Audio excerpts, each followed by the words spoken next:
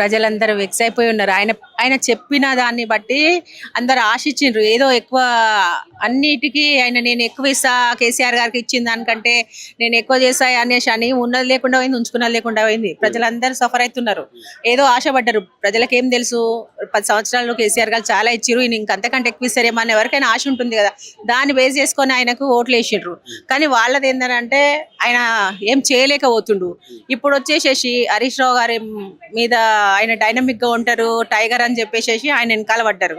నిన్ననే sir press meet పెట్టి చెప్పిండు ఏమని, రేవంత్ రెడ్డి వర్సెస్ బట్టి విక్రమార్క వర్సెస్ కోమటిరెడ్డి అని చెప్పేసి. వాళ్ళు ముగ్గురు చేసిన స్కామ్ అనేది సార్ బయట పెట్టేసరికి ఈ రోజు సాయంత్రం కల్లా సిట్ నోటీస్ పంపించిండు. అది ఎంతవరకు కరెక్ట్? ఎవరికైనా పబ్లిక్ తెలుస్తుంది కదా ఏ విషయానికి పంపించి నోటీస్ అనేది. ఒక మనిషి, ఒక వ్యక్తి ఎవరైతే టైగర్ ఉన్నాడో ఆయన క్వశ్చన్ చేస్తున్నారంటే ఆయనని ఎక్కడ డిస్టర్బ్ చేయాలా? ఇప్పుడు మీడియా అంతా ఆ విషయానికి ఫోకస్ చేయాల్సింది పోయి ఇటు డైవర్ట్ చేసిండ్రు.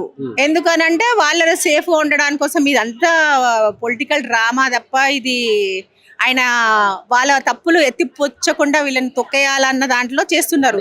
అబద్ధం అనడానికి సుప్రీంకోర్టే క్లీన్ చీట్ ఇచ్చింది కదా. ఆ విషయం అందరికి తెలుసు కదా. సుప్రీంకోర్టు మించింది ఏం లేదు కదా.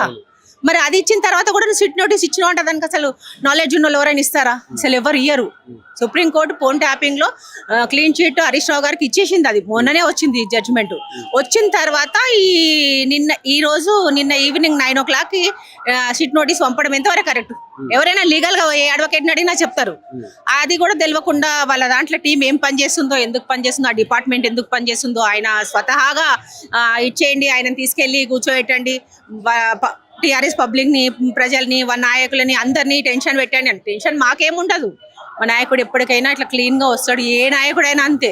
మొన్నటి వరకు కేటీఆర్ అన్నని ఇబ్బంది పెట్టిండ్రు, ఇప్పుడు హరీష్ అన్నని ఇబ్బంది పెడుతుర్రు. ఎవరిని పెట్టినా కూడా పబ్లిక్ లో పోతాడు కదా.